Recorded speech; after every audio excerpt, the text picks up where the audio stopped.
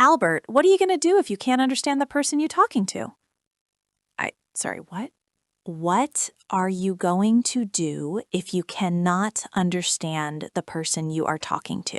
That is completely different from what you just said. Same words, same sentence, same meaning, different speed. The first version sounded like one long word with no spaces in it. Which is exactly what natural English sounds like, and which is exactly what today's episode is about. Because that gap between the clear, careful English of a listen and the fast, blurred, accent-rich English of a real conversation is one of the most common and most frustrating experiences for English learners at every level. You understand the grammar, you know the vocabulary, and then someone speaks at full speed or with an accent you haven't heard before, and suddenly you are back to square one. Except you are not back to square one. Your knowledge is completely intact. The problem is something different, something specific, and something that can be fixed. Multimodal and accent-rich listening. This is one of the biggest topics in English language development right now, and honestly one of the least well taught. I'm Mary. I'm Albert. LeapTalk English, B2 level, real conversation. And today we are going deep on why real-world English listening is so much harder than classroom listening, and what you can actually do about it. Word tour at the end. 8 words today. Stay for that. Quick comment question. What is the hardest thing about listening to English in real life? 1 sentence. Tell us in the comments. Okay, let's go. So Albert, let's start with the thing you just experienced, because I think that demonstration showed the problem better than any explanation could. What are you gonna do? That was all one sound to me when you said it fast. Right, and that is because of something called connected speech. In natural, fluent English, the English that native speakers produce when they are not thinking about being clear, words do not stay separate. They blur into each other. They reduce. They change shape. So want to becomes wanna. Going to becomes gonna. Have to becomes have to. Did you becomes did ya. What are you becomes what are ya. And these are not mistakes. This is really important. These are not informal errors or lazy speech. These are features of natural English that phonologists, researchers who study speech sounds, have documented in detail. Every fluent native English speaker produces these reductions automatically. They are what fluency sounds like. So the English that language learners are mostly taught, the clear, careful, every syllable pronounced version, is a version that native speakers use in formal contexts, presentations, careful explanations, situations where they are deliberately monitoring their speech for clarity. It is not the version they use when they are talking to a friend, or in a meeting that is going fast, or on a phone call when they are also making coffee. So learners are trained on the exception and then expected to cope with the rule. Exactly. And that is why the comprehension collapses. Not because of a knowledge gap, because of a sound gap. The words are known. The sounds those words make at natural speed, those are different. Can we go through more of these? Because I think hearing them is more useful than describing them. Yes, let's do it. I don't know. At natural speed, I know or dunno. Let me. Give me, gimme. Kind of, kinda. Sort of, sorta. A lot of, a lotta. Out of, outa. Got to, gotta. These all sound incredibly familiar when you say them slowly like that, but in the middle of a conversation at full speed, they arrive before you have processed the previous sentence, and your brain is searching for want to, and it's getting wanna, and the mismatch creates a freeze. A processing freeze. I know exactly what that feels like. Everyone does. And the solution is not to learn more words. It is to train your ear to recognize these forms, specifically, deliberately, until they become as automatic as the full forms. How do you do that? Listen to content that was made for native speakers, not for learners. Podcasts, films, interviews, recorded conversations, real speed at real speed. And when you encounter a connected speech form you do not recognize, stop, replay, identify the full form, and then keep listening with that pattern in your ear. Repeat exposure, not explanation, exposure. The explanation helps you understand what is happening, but the ear only adjusts through volume, through hearing the same patterns hundreds of times in different contexts until they stop sounding strange. Okay, I want to talk about accents because this is the one that I think causes the most anxiety.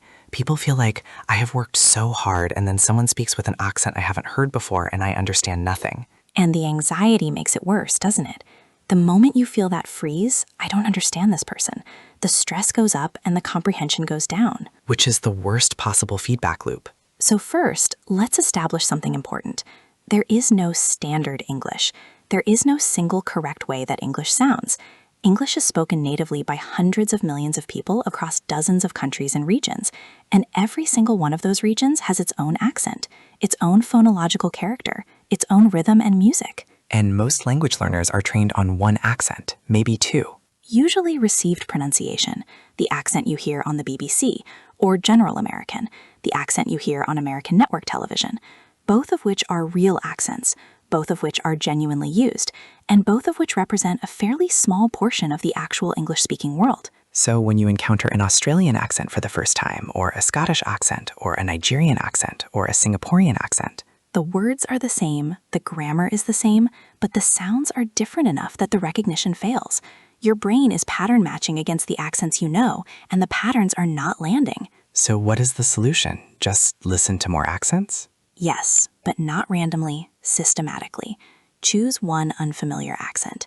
Spend time with it, a week, 2 weeks, listening to content produced in that accent, a podcast from that country, a TV show, an interview, long enough that the initial strangeness starts to dissolve, long enough that you start to hear the patterns, which vowels shift, which consonants change, what the rhythm feels like. And then move to the next one. And then move to the next one, because each accent you develop real familiarity with makes the next one slightly easier. You are building a more flexible listening system, a wider phonological range. Can we actually go through some specific accents? Because I think people really want the concrete version of this. Yes, let's do it. Australian English first, because it is one of the most common and one of the ones that surprises people most. What are the main features? The vowel sounds shift significantly. The I sound in words like day or face becomes something closer to die or face. It moves toward a different position in the mouth. And there is a feature called high rising terminal, a rising intonation at the end of statements that can sound like a question to ears trained on British or American English. So an Australian speaker says, "I went to the shop today." And it sounds like, "I went to the shop today?" Like a question. To unaccustomed ears, sometimes yes, but it is not a question. It is a statement with a rising pattern that functions differently in Australian English than in British or American. That could cause a real misunderstanding, thinking someone is uncertain when they are completely confident. It can, and knowing that this feature exists, even before you are fully comfortable with the accent, means you stop misreading it. What about Scottish English? Because that one catches people off guard. Scottish English has a very distinctive rhythm. It is often described as more even, more syllable regular than English English.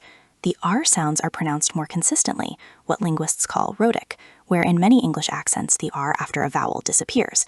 And certain vowels are very different.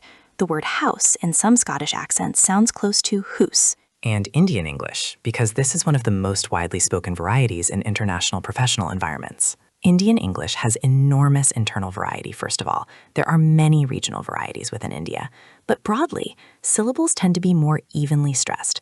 The rhythm is more syllable-timed than stress-timed, which actually means each syllable gets a bit more weight and clarity. And certain consonants are produced slightly differently. The T and D sounds in particular are often retroflex, which means the tongue curls back slightly, producing a sound that is slightly different from both British and American English. And for listeners, that more even syllable stress can actually make it easier in some ways, right? Every syllable is clearer. It can.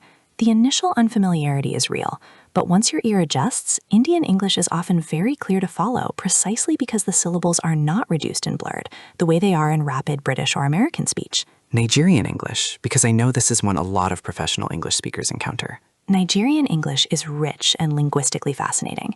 It has a strong syllable-timed rhythm. The pitch patterns are different from British and American. Nigeria has many tone languages, and those tonal patterns influence the music of English as spoken in Nigeria. Vocabulary is largely standard, but there are specific Nigerian English expressions and idioms that are their own, not errors, but genuine features of a distinct variety. And this is the thing I want to emphasize. Every accent we have described is English, not a degraded version of English, not English with mistakes, a variety of English with its own internal logic, its own phonological system, its own richness. Which is why the goal is not to prefer one and tolerate the others. The goal is genuine familiarity with the range, because in a global professional environment in 2026, you will encounter the range. Okay, I want to talk about something that I think is underrated and underexplained in listening development. Multimodal listening. The idea that listening is not just hearing. This is one of my favorite topics in this whole area, because it reframes what listening actually is. So explain it from the beginning. What does multimodal mean? Multi means many. Modal means mode or channel. So multimodal communication means communication that happens through more than one channel simultaneously. Not just words, but face, body, gesture, posture, timing, expression, everything that is happening alongside the words. And listening, real listening, uses all of these channels. All of them. When you are in a face-to-face conversation or a video call, you are not just processing audio. You are watching someone's face for emotional signals. You are reading their gesture for emphasis and meaning. You are tracking where they look. You are noticing whether their body language matches their words or contradicts them. And native speakers do this automatically without being aware of it. Completely automatically. It is so embedded in how they process communication that they don't experience it as a separate activity. It is just understanding the person in front of them. But for non-native speakers, the verbal processing, the decoding of words and grammar, is still taking up cognitive effort, and that effort competes with the visual processing.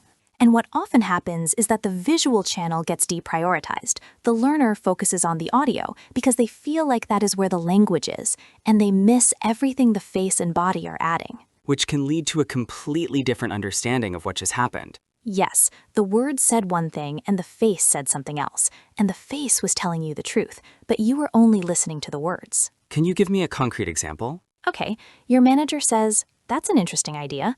Those words on paper are positive, but imagine their eyebrows go up slightly. There is a very small pause before they speak, and they look down briefly before meeting your eyes again.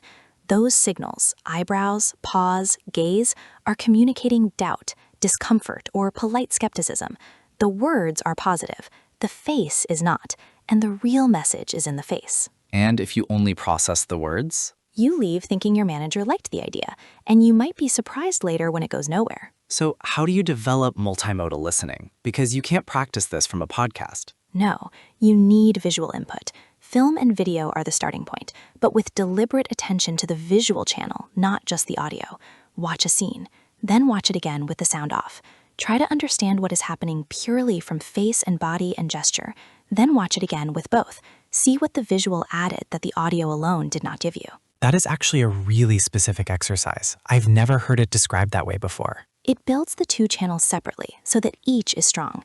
Because in a real conversation, you cannot control which channel is available. Sometimes you are on a phone call, audio only. Sometimes you are in person. Sometimes the connection is bad and the video freezes. You need to be able to understand with whatever you have. And there is something else about video calls specifically that I want to raise, because I think 2026 professional life is so video call heavy that this matters enormously. Yes, video calls are a genuinely different listening environment. The audio quality is often compressed. There is a slight delay that makes interruption and timing harder. The face is there, but it is flattened, two-dimensional, sometimes pixelated, sometimes at an angle. Gesture is partially or completely invisible if the camera is only showing from the shoulders up. So you have the multimodal channel, but it is degraded. Partially, and that means the processing load is higher. You are trying to read signals that are there, but are less clear than they would be in person. And for non-native speakers doing all of this in their second language, the cognitive demand is very real. What helps with that specifically? A few things. First, when possible, camera on for both parties. The visual channel, even compressed, is much better than nothing. Second, when you miss something, ask. Develop specific asking for repetition phrases that do not sound like you completely lost the thread. What kind of phrases? Can I just check I'm following? Did you say X or Y? Which shows you were listening but need confirmation. I want to make sure I've got this right. You're saying that, and then you paraphrase what you think you heard. Or simply, sorry, the connection dropped slightly there. Could you repeat the last part? That last one is interesting because even if the connection did not drop, it is a socially acceptable reason to ask for a repetition. The connection always drops slightly somewhere. It is never entirely untrue. Diplomatic and practical. Okay, let's talk about something I find really interesting, prosody, because I think most learners have never even heard this word. Prosody is the music of language, the rhythm, the stress, the pitch, the pauses, everything about how words are delivered that is not the words themselves. And in English, prosody carries meaning, real, specific meaning that the words alone do not. Yes, give me a sentence and I will show you. Okay, I never said she took the money. Right, watch. I never said she took the money. The stress on I, meaning I didn't say it, someone else might have. I never said she took the money. Stress on never. There was absolutely no such statement. I never said she took the money. Stress on said. Maybe I implied it or wrote it. I never said she took the money. Stress on she. It was someone else who took it. I never said she took the money. Stress on took. Maybe she borrowed it. I never said the money took it. Stress on the money. Maybe she took something else. 6 completely different meanings, same 7 words. Entirely distinguished by where the stress falls. And a listener who is only processing the words, not the stress, might receive a completely different meaning from the one the speaker intended. That is genuinely remarkable when you say it like that. And this happens constantly in natural English. The stress pattern is carrying information the words cannot carry alone. It's saying, this is the new information, or this is what I am emphasizing, or this is where the emotion is. And intonation does something different from stress, right? Yes, intonation is the pitch movement, the rising and falling of the voice, and it's doing things like signaling whether something is finished or more is coming. A falling pitch at the end of a sentence often means, I am done, your turn. A rising or sustained pitch means, I have more to say, do not speak yet. Which is really important in conversations, knowing when to speak. Enormously important. And getting it wrong, speaking too soon because you read the intonation as finished when it wasn't, creates an interruption. Waiting too long because you weren't sure creates an awkward pause that can feel like you weren't engaged. So how do you develop prosodic sensitivity? Because this feels like a subtle skill. It starts with conscious attention. When you are listening to something, a podcast, a film, a conversation, occasionally shift your attention away from the content and toward the delivery. Notice where the stress is falling. Notice when the pitch rises and when it falls. Notice the pauses, where they come, how long they are, what they seem to signal. Turn the content off and listen to the music. Exactly. And over time, with enough exposure, this stops being a conscious activity. Your ear starts to track it automatically alongside the content, which is how native speakers experience it. Okay, practical section. Because I know people want specific things they can do, not just understanding the problem, solving it. Right. So 5 specific things for building genuine multimodal and accent-rich listening. First one. Switch your content. If your current listening practice is mainly teaching materials, podcasts made for language learners, YouTube channels designed for English learners, start adding content made for native speakers, not instead of, in addition to. 1 native speaker podcast a week, 1 film a month without subtitles, or with subtitles only for the second viewing. The key is content where the speaker was not thinking about being understood by a learner. They were just talking. Which is what real listening requires, and the gap between those two things is enormous. Second thing. Pick 1 accent per month. 1, not all of them at once. Find a podcast, a YouTuber, a show, something you genuinely enjoy produced in that accent. Listen to it regularly, let the initial strangeness dissolve. By the end of the month, you will have a relationship with that accent that you did not have at the start. And the enjoyment matters, because you will not stick to content that bores you. Enjoyment is not optional. It is the mechanism. You stay with content you enjoy long enough for the exposure to actually work. Third thing. Watch something and then listen to it. This is the multimodal exercise. Watch a scene from a film or show, 5 minutes, something with lots of dialogue. Watch it fully. Then play it again with the screen off. Notice what you lose. What depended on the visual signal that is now gone? Then watch it again. See how the visual enriches what you already followed auditorily. Building both channels separately. And building awareness of what each one contributes. Fourth thing, shadowing. This one is underused and extremely effective. Find a short audio clip, 30 seconds to a minute, of natural native English speech. Play it, listen once, then play it again and speak at the same time as the speaker. Mirror their speed, their rhythm, their connected speech, their stress patterns. You are not translating. You are physically reproducing the prosody and the connected speech. Which builds both production and recognition simultaneously. Your mouth and your ear are learning the same patterns at the same time, and the patterns that you can produce, even imperfectly, you begin to recognize in incoming speech much faster. Fifth thing. Notice what you missed and why. This is a meta skill, the habit of reflecting on comprehension failures rather than moving past them. When you didn't understand something, ask yourself, was it a vocabulary problem, a connected speech problem, an unfamiliar accent, a prosodic signal you missed, a visual cue that was not available? Identifying the type of failure tells you what to practice next, because the solution to a connected speech problem is different from the solution to an accent familiarity problem, which is different from the solution to a prosodic gap. Diagnosis before treatment. Always. Practicing more of the same thing when the problem is a different thing is how people stay stuck for years. First word, phonology. Phonology is the study and system of sounds in a language, how sounds work, how they combine, and how they create meaning. Every language has its own phonology. For example, the reason an unfamiliar accent is hard to follow is phonological. The sounds are organized differently, not the words. Or, Improving your listening means working on the phonology of English, the actual sounds of real speech, not just the vocabulary. Repeat, phonology. Phonology. Next, intonation. Intonation is the rise and fall of pitch in speech, the musical movement of the voice that signals meaning, emotion, and the structure of the conversation. For example, her intonation made it clear she was asking a question, even though the words could have been a statement. Or, learning to read intonation in English is one of the fastest ways to understand not just what someone is saying, but how they feel about it. Repeat, intonation. Intonation. Next, syllable. A syllable is a unit of pronunciation, a single uninterrupted sound that forms part of a word or the whole word. Cat has 1 syllable, English has 2, understanding has 4. For example, connected speech happens when syllables from 2 adjacent words blur into each other at natural speaking speed. Or, paying attention to which syllable is stressed in a word changes how clearly you recognize it in fast speech. Repeat, syllable, syllable. Next, reduction. In linguistics, reduction means a sound or syllable that is shortened or weakened in natural speech, the process that turns going to into gonna and want to into wanna. For example, reductions are not mistakes. They are the normal sound of fluent English, and learning to recognize them is essential for real-world listening. Or, the gap between classroom English and natural English is largely a gap of reductions, the sounds that textbooks leave out. Repeat, reduction. Reduction. Next, variety. In linguistics, a variety of a language is a specific form of that language, a dialect, an accent, a regional version that has its own consistent features.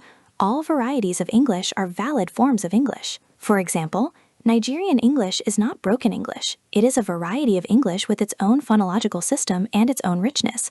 Or, exposure to a wide variety of English varieties is one of the most important and most neglected parts of listening development. Repeat, variety. Variety. Next, prosody. Prosody is the rhythm, stress, pitch, and intonation of speech, the way language sounds beyond the individual words, the music of speaking. For example, the stress pattern, the prosody, of I never said she took the money completely changes its meaning depending on which word is emphasized. Or, developing sensitivity to prosody is what allows you to understand not just what someone said, but what they meant by how they said it. Repeat, prosody. Prosody. Next, authentic. In the context of language learning, authentic material is content that was created for real communicative purposes, not for language learning. Real speech, real content made by and for native speakers. For example, switching from learner podcast to authentic content is uncomfortable at first, and that discomfort is exactly the signal that your listening is being genuinely challenged. Or, the gap between classroom comprehension and real-world comprehension closes fastest when you spend time with authentic material at full native speed. Repeat, authentic. Authentic. And our final word, fluency. We have used this word before, but in the listening context, it means something specific. Fluency is the quality of being smooth and natural, without hesitation or excessive effort. In listening terms, fluency means processing incoming speech without needing to slow it down or consciously decode each piece. For example, listening fluency develops differently from speaking fluency. It requires volume of authentic input rather than practice speaking. Or, she was fluent in producing English, but her listening fluency still needed development. She could express herself well, but struggled when native speakers talked to each other at full speed. Repeat, fluency. Fluency. 8 words today. Phonology, intonation, syllable, reduction, variety, prosody, authentic, fluency. And every single one of those words describes a real specific part of the listening challenge we talked about today. Small challenge before we close. Tonight, or this week, find 5 minutes of native English content, something you enjoy, a clip, a podcast, a scene. Listen once for content, then listen again, and this time ignore the words. Just listen to the music, the stress, the rhythm, the rises and falls. Notice what you hear when you stop trying to understand and just listen to how it sounds. And then tell us in the comments, what did you notice? What was different about listening that way? Because the first step to developing your listening is becoming curious about how English actually sounds, not just what it says. I'm Albert. I'm Mary. Thank you for listening and for practicing. See you next time. Bye, everyone. Bye.